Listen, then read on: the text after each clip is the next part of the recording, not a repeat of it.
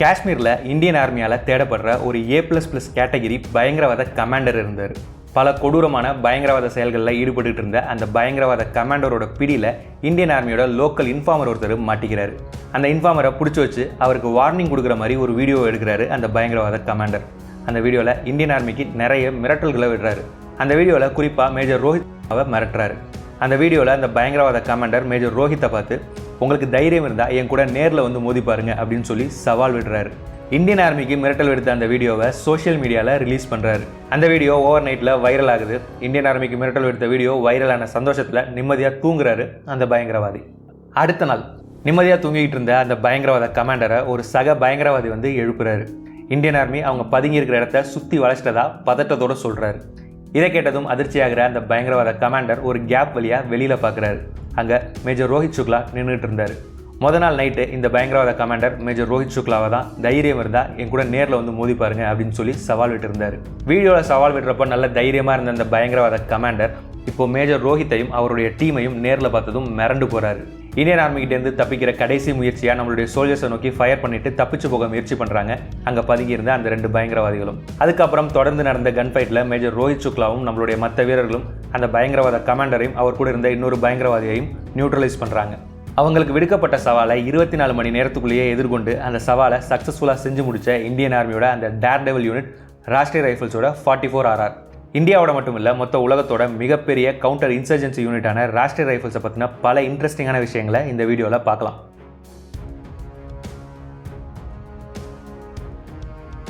1980s முடிவுலையும் 1990s ஆரம்பத்திலையும் பாகிஸ்தான் ஆதரவோட ஜம்மு அண்ட் காஷ்மீரில் பயங்கரவாதம் தலை தூக்க ஆரம்பிச்சது. காஷ்மீரில் இருந்த லோக்கல் பயங்கரவாதிகள் மட்டும் இல்லாமல் பாகிஸ்தானில் இருந்தும் ஆப்கானிஸ்தானில் இருந்தும் எல்லை தாண்டி வந்த பயங்கரவாதிகள் தொடர்ந்து பல பயங்கரவாத செயல்களில் ஈடுபட்டாங்க. இந்த பயங்கரவாத செயல்களால் காஷ்மீர் மக்களுடைய அன்றாட வாழ்க்கை பெரிய அளவில் பாதிக்கப்பட்டுச்சு. இந்த பயங்கரவாதிகளை அழிக்கவும் காஷ்மீரில் அமைதியை நிலைநாட்டவும் ஒரு கவுண்டர் இன்சர்ஜென்சி ஃபோர்ஸை உருவாக்க முடிவு பண்ணாங்க இந்தியா. இதன் அடிப்படையில் 1990 ராஷ்ட்ரிய ரைஃபிள்ஸ் உருவாக்கப்பட்டுச்சு. ராஷ்ட்ரிய ரைஃபிள்ஸை சுருக்கமாக RR அப்படின்னு சொல்லுவாங்க. காஷ்மீர் ஃபுல்லும் டிப்ளாய் ஆகியிருக்கிற ராஷ்ட்ரிய ரைஃபிள்ஸோட முக்கியமான பொறுப்பு காஷ்மீரில் இருக்கிற பயங்கரவாதிகளை அழிக்கிறது, காஷ்மீரில் அமைதியை நிலைநாட்டுறது, காஷ்மீரில் சட்ட ஒழுங்கை மெயின்டைன் பண்ணுறது. ராஷ்ட்ரிய ரைஃபிள்ஸ் இந்தியன் ஆர்மியோட மற்ற ரெஜிமெண்ட்ஸ் மாதிரி கிடையாது. இது ஒரு ஆல் சர்வீஸ் ஆர்ம். அதாவது ராஷ்ட்ரிய ரைஃபிள்ஸோட ஜவான்ஸ், ஜூனியர் கமிஷன்ட் ஆஃபீஸர்ஸ்னு எல்லாருமே இந்தியன் ஆர்மியோட எல்லா ஆர்ம்ஸ் அண்ட் சர்வீஸ்லேருந்தும் டெபுடேஷன் பேசிஸில் வந்து ராஷ்ட்ரிய ரைஃபிள்ஸில் சர்வ் பண்ணுவாங்க. ராஷ்ட்ரிய ரைஃபிள்ஸோட காம்போசிஷனை பொறுத்த வரைக்கும் இதில் இருக்க வீரர்களில் 50% வீரர்கள் இந்தியன் ஆர்மியோட இன்ஃபேண்ட்ரி ரெஜிமெண்ட்ஸ்லேருந்து வருவாங்க. 10% வீரர்கள் army service corps of signals, corps of electronics and mechanical இன்ஜினியர்ஸ்லேருந்து வருவாங்க. மீதம் இருக்கிற 40% வீரர்கள் இந்தியன் ஆர்மியோட மற்ற பிரான்ச்சஸ்லேருந்து வருவாங்க. இந்தியன் ஆர்மியோட எல்லா ஆர்ம்ஸ் அண்ட் சர்வீசஸை சேர்ந்த வீரர்களும் ராஷ்ட்ரிய ரைஃபிள்ஸில் இருக்காங்க. இது இந்த யூனிட்டுக்கு ஒரு யூனிக்னெஸ்ஸை கொடுக்குது. இது மட்டும் இல்லாமல் எல்லா ஸ்கில்ஸும் இருக்கிற வீரர்கள் ராஷ்ட்ரிய ரைஃபிள்ஸில் இருக்கிறதுனால இவங்களால எல்லா விதமான ஆப்ரேஷன்ஸையும் டாஸ்க்ஸையும் எஃபிஷியண்ட்டாக செஞ்சு முடிக்க முடியும். இந்தியன் ஆர்மியோட எல்லா இன்ஃபேண்ட்ரி பெட்டாலியன்ஸ்லையும் குறைஞ்சது 2 டெடிகேட்டடான ராஷ்ட்ரிய ரைஃபிள்ஸ் பெட்டாலியன்ஸ் இருக்குது. இப்போ இந்தியன் ஆர்மியில் மொத்தமாக கிட்டத்தட்ட 65 ராஷ்ட்ரிய ரைஃபிள்ஸ் பெட்டாலியன்ஸ் இருக்குது. எல்லா பெட்டாலியன்லையும் சேர்த்து ராஷ்ட்ரிய ரைஃபிள்ஸில் 80,000க்கும் அதிகமான வீரர்கள் இருக்காங்க. ஆப்ரேஷனல் எஃபிஷியன்சிக்காக ராஷ்ட்ரிய ரைஃபிள்ஸை Romeo force, Delta force, Victor force, Kilo force, Uniform ஃபோர்ஸ்னு 5 கவுண்டர் இன்சர்ஜென்சி ஃபோர்ஸஸாக பிரிச்சிருக்காங்க. இந்த 5 கவுண்டர் இன்சர்ஜென்சி ஃபோர்ஸஸ்க்கும் பர்டிகுலரான ஏரியா ஆஃப் ரெஸ்பான்சிபிலிட்டி இருக்குது. ரோமியோ ஃபோர்ஸ் ரஜோரிலையும் பூஞ்ச்லையும் ஆப்ரேட் பண்ணுறாங்க. டெல்டா ஃபோர்ஸ் டோடாவில் ஆப்ரேட் பண்ணுறாங்க. வெக்டர் ஃபோர்ஸ் அனந்த்நாக், புல்வாமா, சோஃபியான், குல்காம், பட்கமில் ஆப்ரேட் பண்ணுறாங்க. கிலோ ஃபோர்ஸ் குப்வாரா, பாரமுல்லா, ஸ்ரீநகர் பகுதிகளில் ஆப்ரேட் பண்ணுறாங்க.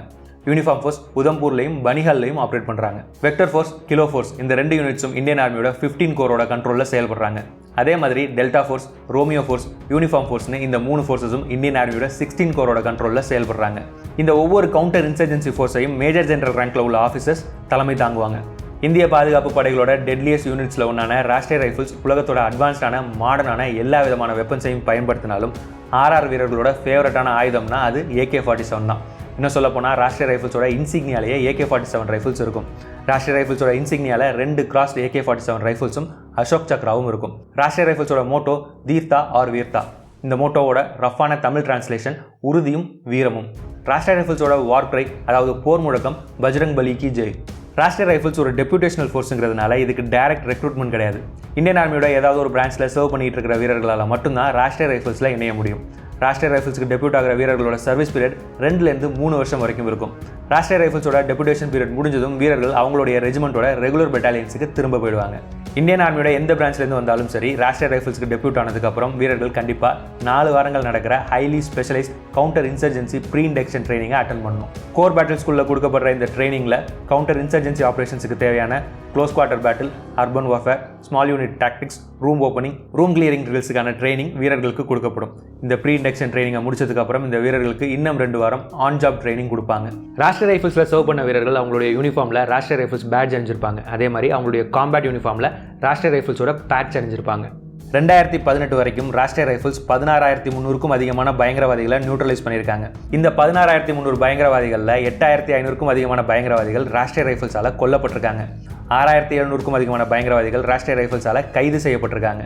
1,100க்கும் அதிகமான பயங்கரவாதிகள் ராஷ்ட்ரிய ரைஃபிள்ஸ் கிட்ட சரணடைஞ்சிருக்காங்க. காஷ்மீரில் ஆயிரக்கணக்கான ஆன்டி இன்சர்ஜென்சி ஆப்ரேஷன்ஸை சக்ஸஸ்ஃபுல்லாக செஞ்சு முடிச்சிருக்கிற ராஷ்ட்ரிய ரைஃபிள்ஸ் வீரர்கள் அசோக் சக்ரா, சௌரிய சக்ரா, கீர்த்தி சக்ரா, சேனா மெடல்னு இந்தியன் டிஃபென்ஸ் ஃபோர்ஸஸ்க்கு வழங்கப்படுற எல்லா கேலண்டரி மெடல்ஸையும் வாங்கி குவிச்சிருக்காங்க. அதே சமயம் காஷ்மீரில் அமைதி ஏற்படணுங்கிறதுக்காக போரிட்டுக்கிட்டு இருக்கிற ராஷ்ட்ரிய ரைஃபிள்ஸை சேர்ந்த பல வீரர்கள் அவங்க உயிரை நாட்டுக்காக தியாகம் பண்ணியிருக்காங்க.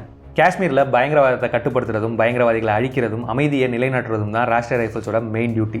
இந்த டியூட்டியை ராஷ்ட்ரிய ரைஃபிள்ஸ் சிறப்பாக செஞ்சுட்டு இருக்காங்க. அதே சமயம் காஷ்மீர் மக்களுடைய வாழ்க்கை தரத்தை உயர்த்தவும் விடாமல் பல முயற்சிகளை எடுத்துக்கிட்டு இருக்காங்க ராஷ்ட்ரிய ரைஃபிள்ஸ். காஷ்மீரில் இருக்கிற குழந்தைகளோட படிப்புக்கு உதவுறது, காஷ்மீர் மக்களுக்கு மருத்துவ உதவிகளை செய்கிறது, காஷ்மீரை சேர்ந்த இளைஞர்களுக்கு சுயதொழில் தொடங்க பயிற்சிகள் அளிக்கிறதுன்னு காஷ்மீர் மக்களுடைய வாழ்க்கை தரத்தை உயர்த்த பல உதவிகளை ராஷ்ட்ரிய ரைஃபிள்ஸ் செஞ்சுக்கிட்டு இருக்காங்க. இது போக பேரிடர் காலங்களில் காஷ்மீர் மக்களுக்கு பல உதவிகளை செஞ்சு அவங்களுக்கு பக்கபலமாக இருந்திருக்காங்க ராஷ்ட்ரிய ரைஃபிள்ஸ். காஷ்மீரில் இப்போ அமைதி திரும்பி இருக்குது. இந்த அமைதிக்கு பின்னாடி பல காரணங்கள் இருந்தாலும் ராஷ்ட்ரிய ரைஃபிள்ஸ் ஒரு மிக முக்கியமான காரணம்.